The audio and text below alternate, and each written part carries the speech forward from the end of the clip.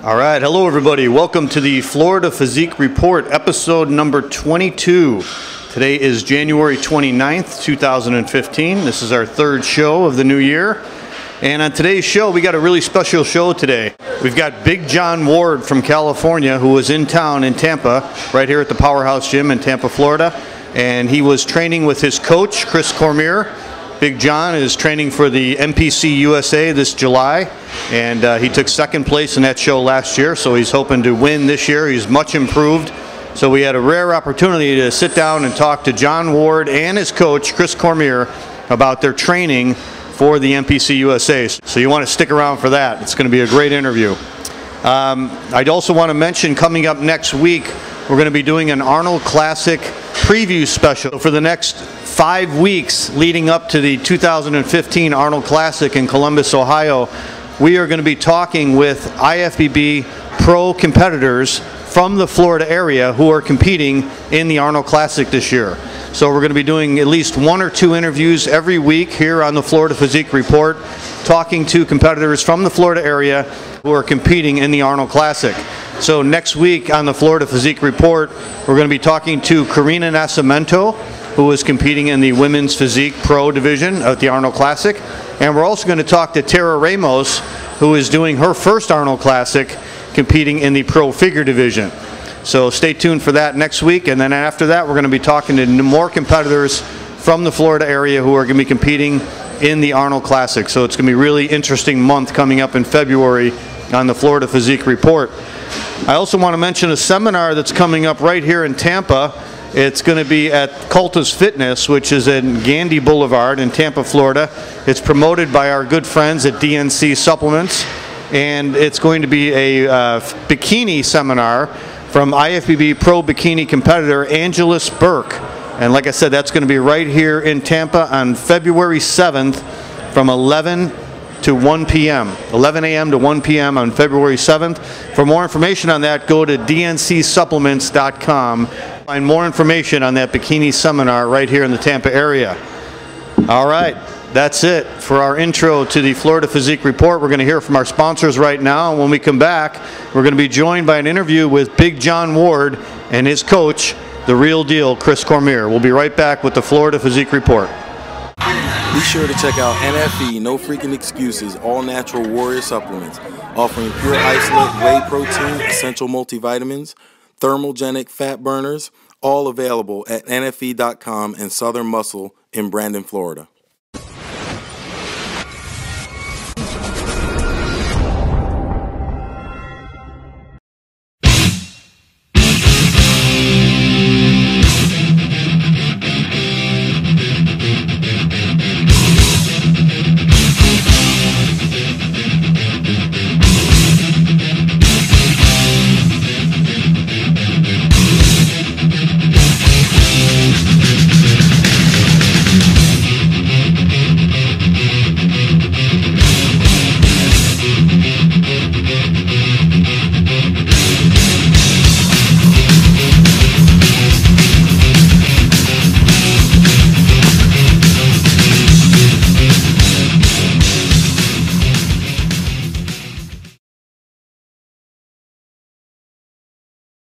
Welcome back to the Florida Physique Report.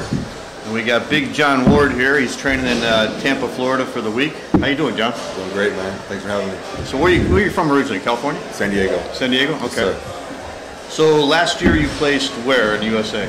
Second. Second place, okay. And you're going again for the USA this year? I am. Okay. I am, yeah. So growing up on the West Coast, that's the show to go after. Yeah, yeah. That's, coming up watching guys like Chris and Flex and Richard Jones and stuff like that. That's the show you want to win. Yeah, yeah. When we did the interview with Chris, we were talking about how big that show was years ago. That was like the show to win. That was the big state title. Yep. So how many years have you been competing now, Jon? About 10 years now. 10 years. First 2 years were off and on. I would take a break every other year. So I was just getting my career started at work and just graduated college. So. And the judges always kept telling me, you need to be bigger, you need to be bigger. I have a bigger frame, I'm 6 foot. Yeah. So it took a while to fill out. But around 2011, I met Chris in 2010. 2011, when I got hooked up with Chad Nichols. And I didn't compete that year, but we took the whole year from 2011 to 2012. We had a plan to go into the LA Championships and then USA's after that. Okay. 7 weeks before that, going into the 2013 season, my second year at USA's, 7 weeks before that, I hooked up with Chris at the New York Pro. Okay. I was out there with RX and Species. Yeah. And we trained twice a week. Going to that 2013 USA's where I took 5th. Okay. And then just, I've kept with both of them ever since. So from 2011 to 2012, how much size did you put on when the judges were telling you need to get bigger? It's really hard to quantify, I think, because I was so much leaner. In the 2012 season, I was about, I think, low 230s on stage when I competed at the Cal in 2010. When I did the USA's, I was about 240, but the conditioning was night and day. Chad likes to say it's somewhere between 15 and 20 pounds of muscle. Wow. Just because of the conditioning aspect was so much greater. So is that when you first started to get noticed on the national scene then, you think, after 2012? Yeah, I think people saw a little potential when I won the LA's. There were some guys in there that have turned pro since that I beat. I won the overall in that show. Who did you beat in that show, Joe? Honestly, I forgot some of the names already.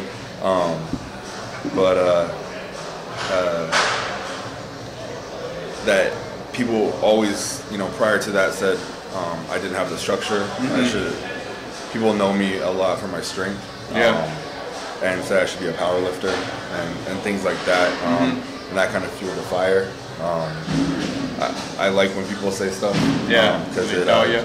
Yeah, I played football for a long time, and it's it's bulletin board material. Right. It doesn't piss me off. It actually motivates me. And so thank you. I just want to continue to improve every single year. So how'd you do in 2013 then? What happened there? 2013, I took 5th. I still wasn't quite there. At the USA.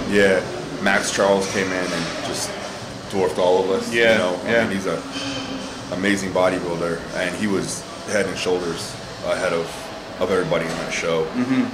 Nobody came close to that. And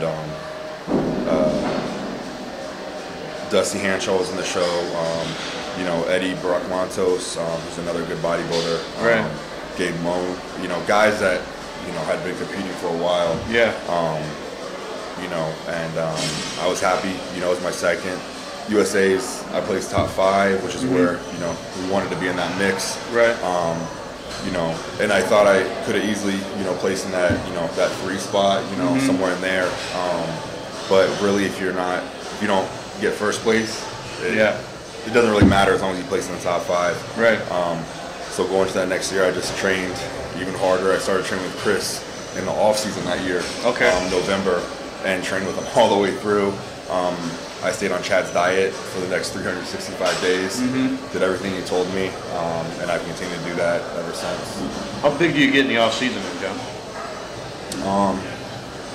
Every year's been different. The first year I was with Chad, he was very adamant about the fact that I needed to put a ton of size on to fill the frame out. I got up to about 340 pounds. Wow. This past year, we were in the low 300s, around like 310 or so. Obviously a lot leaner, but just really trying to make the muscle more dense, more mature. This year, we're 26 weeks out today. Not that anyone's counting. So I have about 13 or 14 weeks left in the off season. Sitting right at 300 right now. As I was told before the trip, when I get back, it's time to turn it up a notch. So I don't know what that means as far as the size. He's a lot more adamant about maturing the muscle, more dense, making it harder, more solidified now. So I don't know if that's going to really be a huge weight gain, but I think the body composition will change.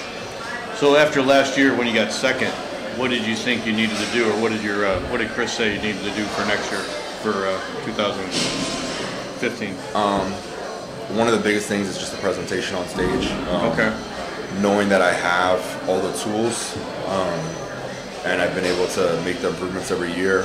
I don't think there's been as much focus from my coaches on, hey, is he going to be able to make the improvements? I think he's going to make the improvements. We know that. It's because he's done it every year. It's, okay, how are we going to show the improvements that he's been making? Because at the end of the day, it's about how you present yourself. It is a presentation. It is a show. And you have to be able to show them, hey, these are the improvements I made, and show off your assets, your strong body parts, hide the weak ones. Hopefully there aren't too many of those, and make a show out of it. Yeah. Now I'm going to talk to Chris in a second about the training, but what changes did you make in your training when you went and started working with Chris?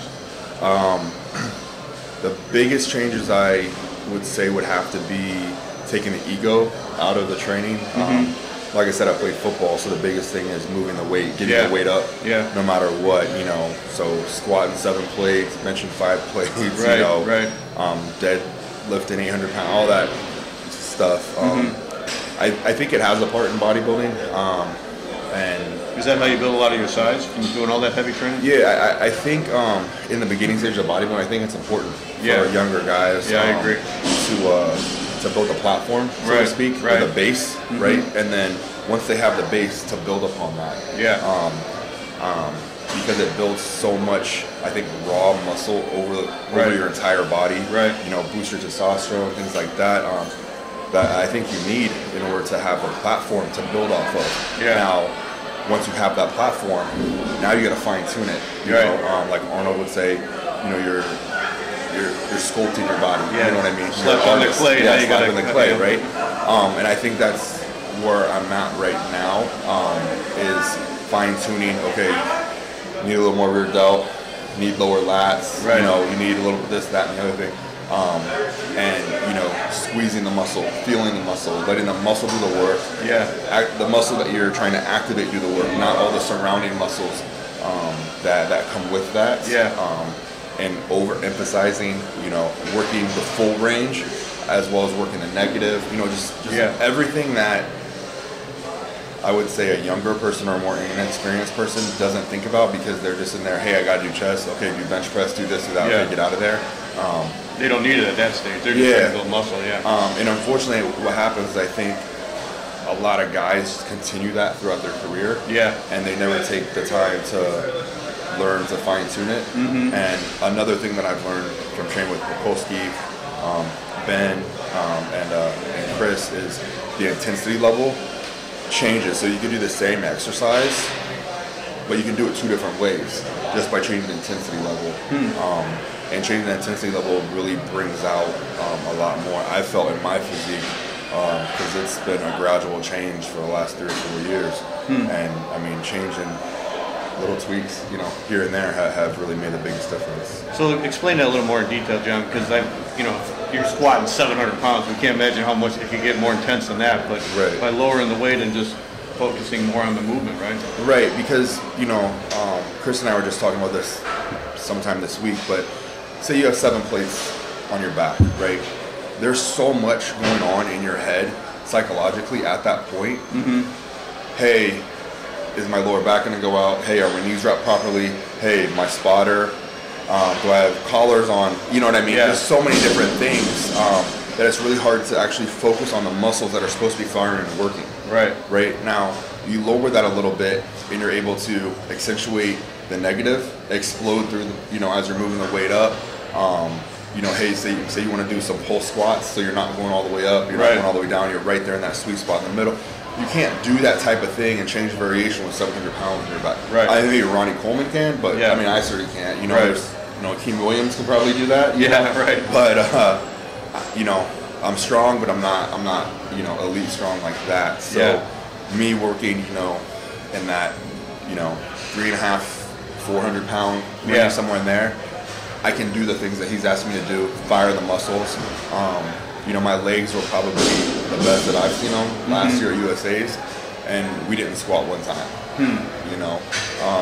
So the belief out there that, hey, you have to squat in order to have legs, I've never had a knock on my legs. I didn't squat for an entire year. They're the best they've been. I think that it depends on the person's body, how they're built. I've trained with guys like Derek Farnsworth. He has to squat the way that he's built, and his body's built to squat that way. Yeah, you know? He's a great squatter. Yeah, and people have given me so much slack, whatever about, you know, me benching. Yeah. But I've never had any problems benching. I've never tweaked, hurt, you know, anything, knock on wood, right? Yeah.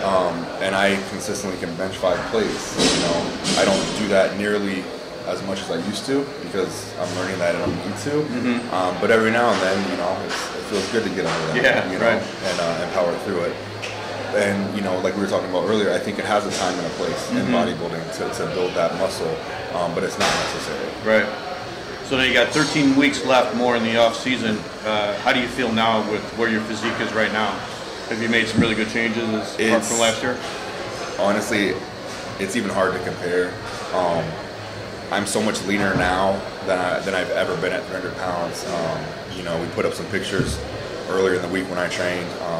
I can still see a lot of definition in places that, you know, before I would have to be 270 something, 280 something to see the type of definition. I feel a lot more round, a lot more full. Just Chad making some minor tweaks here and there in the diet, you know, over the last few weeks have just made a big difference. I'm more excited this year than I've ever been. Yeah. So I can't wait to see what happens in 26 weeks. So you'll probably be bigger and heavier, right? I mean, if you're leaner now. Yeah, I mean, we're definitely shooting for somewhere in that 260 range on stage. Okay. You know, peeled. The biggest thing with him is conditioning. Because, you know, he's like, you don't have to worry about the size anymore. Right. So you got the size now, we just got to chisel it away and become as hard as possible. Yeah.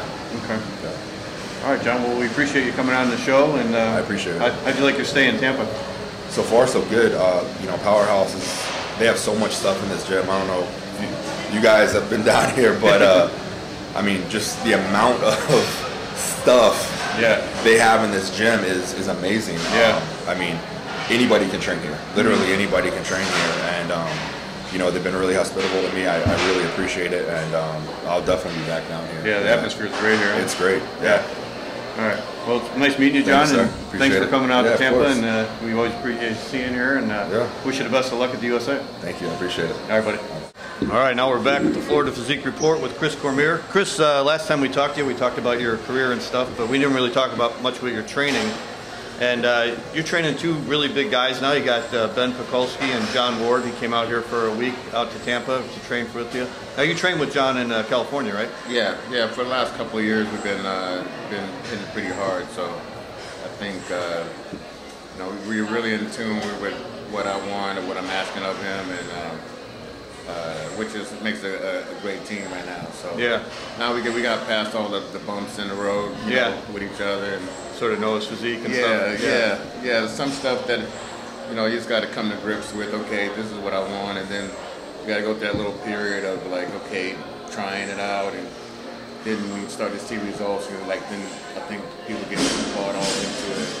Into what I'm trying to teach. Now with Ben and Jon both, I mean, they're both really big guys, but I noticed, you know, watching you guys train at the gym and stuff, it's not that you're, like what Jon was saying, you don't train super heavy. It's just more about feeling the muscle and making the muscle work harder, right? Yeah, that's the thing of the past. I used to totally think that that's the way you need to train, but after a while, I started feeling like, like you think about it fully. Like if you have so much weight on your back, or you have, like I used to handle weight where the bar is totally flexing in my hand the whole time. Right. But I'm totally just thinking about, can I get this weight up and make sure you don't die, stuff like that. So I think once you lighten it up a little bit and totally, like you said, take the ego out of it, I think it's a total different ball game, and a whole new way of training. Also for me, the tension on the muscle is totally different. Yeah. And I think that creates a better looking muscle. Yeah. And then with both of these guys too, they got such size already. It's not like you're really trying to get much bigger, right? Right. Yeah. You know, I mean, it's just the way the muscle forms to the exercise, and I think that makes it a better look on stage. Yeah. Now you're designing their workouts, so when you do that, is it like different every time? Are you trying to hit different parts of the muscle every time? I mean, how do you do that? That's a good question. Like my thing is you need to thicken that muscle. I think if you jump around in different exercises all the time, it's hard to build that muscle, fiber by fiber on top of each other. And you hit from this over here, and then okay, scratch that. We're going on this over here. Yeah. I'm more of a guy that like to build upon that area until I'm satisfied with that area. Then I can put my attention to another part of that muscle or whatever.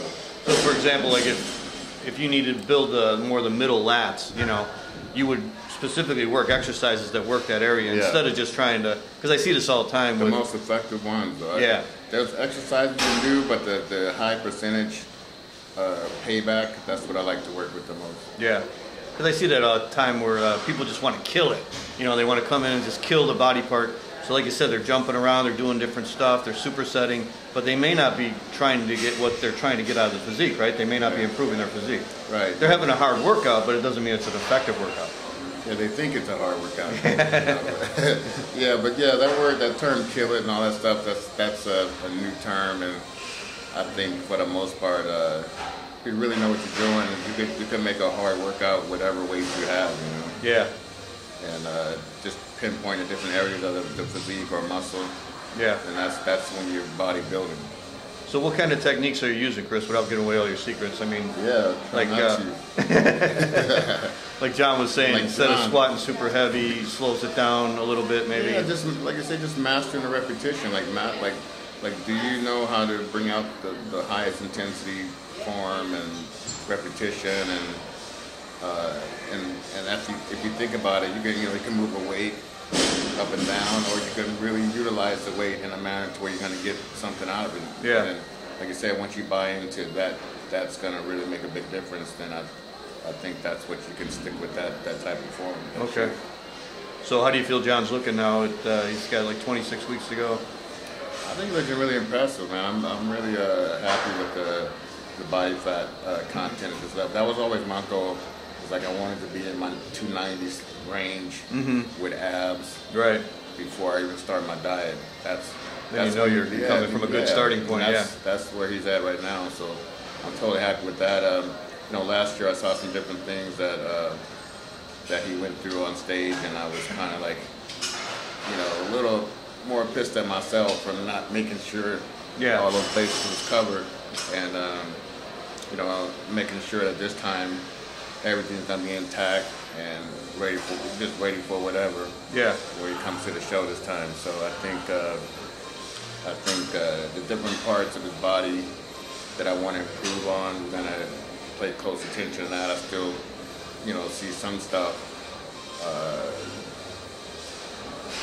I like to tweak and stuff, but his mind-muscle connection, his everything is so much more improved over last year. And it's been a growing thing. Like before we even trained together, I used to just poke at him and shit when I see him. It's like, you know what we need to do. You know what's happening. I'm the man that's gonna take you there. Right. That's before we even did anything. You just sit there and just like, talk shit with him back and forth. But he got the drift one time when I see him backstage sometimes. Be like, man, you can get so much more to this. Yeah. If you just, So you saw the potential in him when you saw him in the shows, yeah. Saw the potential, and I thought I could help him get to a whole nother level. Yeah. Okay. Now I see on the internet boards everybody's talking about Ben Pakulski. They want to know what changes you're making in Ben. How's that going with him? It's going. We're he has his philosophy already intact. Yeah. I have mine already intact. So just trying to mesh those philosophies together is gonna make a better physique. Trying to improve the different weaknesses he had before. And I'm really adamant about certain exercises that's really essential to making that happen. Yeah. So I'm just so that's the point where we're at. I still like to see a lot more. But for the most part, we're getting there. Yeah, he looks like he's in great shape. I mean, he's covered up when I see him, but he looks like he's big and lean. I can see he's getting leaner already. Yeah, he gets leaner pretty quick. Yeah. And I think it's going to be a point of keeping the solid muscle as it gets leaner and leaner. Yeah. That's going to be the object. Okay. And Jon was saying about how the presentation is so important. We were talking about that when we did our last interview. You said that, that's a big part of your preparation with these guys is not only the training and the diet, but also the posing and and helping them present themselves on stage, right? Yeah, especially when you get in those stages where you're really tired. That's when it's all gonna come into play. Like, yeah, you know, that's why I say I want you to be tired and be comfortable that you're tired, and be comfortable mentally that you're gonna be able to execute the poses that you need and present yourself. Yeah. Still. Yeah. How much time do you spend with them, Chris, on the posing part of it, like every week? I try to get in, you know, a lot of it goes on their energy also. Mm-hmm. But I try to push them. Like, even when I know they're tired, I still try to call them up there. Yeah. Call them to the pose. You know? Yeah. So, you know, but if it was up to me, I'd you kill them on it, right? If they let me. Yeah. All right, Chris. Because I told him I used to be in a whole pool of sweat. You know, with Robbie Robinson, you know, barking at me, stomping his feet, screaming at me, hitting his fist on the wall, pissed off. You know, I'm used to that. Yeah. So I remember when you were training with Flex, you guys were going at the posing room, right, at Gold's Gym, all the time, right? We'd be falling asleep in between poses. You know, it's like he's up there posing, I'm drifting, and I'm tired. It's a room full of sweat, and the mirrors are all foggy, and we're still in there hitting our turns. You know, so that's comfortable. That's a great lesson, all these amateurs out there listening. I mean, you got to put the time in with those poses, even just the mandatory poses, you know. If you don't, you're not going to be able to present them on stage. I see so many guys, even professionals, that need like a ton of help. And whether they get it or not, I mean, that's up to them. But I see that all day long. Yeah, yeah. All right, Chris, well, you're doing a great job with these guys. And what's your website again? It's thegrind.guru. Grind.guru. Plus is my sponsor out of Germany. Mm-hmm. And I also do food work with Expert Evolution. Okay. So yeah, it's been great. I've been making some changes myself. Mm-hmm. And John's been pushing me on my food. Okay. Making me eat more meals than I'm used to. Yeah. I told you that. I said you look a lot bigger than I seen you before. Yeah. He's taking his camp stuff to his head and just trying to push the coach too. You know? But yeah, we've been doing great, man. Let's get this USA, man. Yeah. All right, Chris. All right. Well, thanks for joining us again, man. Thank you. And keep up the good work. Thanks. All right, for Chris Cormier and Jon Ward, this is Jon Hansen for the Florida Physique Report. See you next week. All right, that's it for the Florida Physique Report, episode number 22. I want to thank you guys for joining us again to listen to the interview with Big Jon Ward and his coach, Chris Cormier. And as I said, this week we're going to start our Arnold Classic preview. It's going to go through all the way through the month of February leading up to the Arnold Classic, which will be the first weekend in March. So next week on the show, we're going to have an interview with Karina Nascimento, who is competing in the women's physique division at the Arnold Classic. And we're also going to talk to Tara Ramos, who is competing in her first Arnold Classic in the pro figure division. So we'll see you guys next week on the Florida Physique Report. Have a good week, everybody.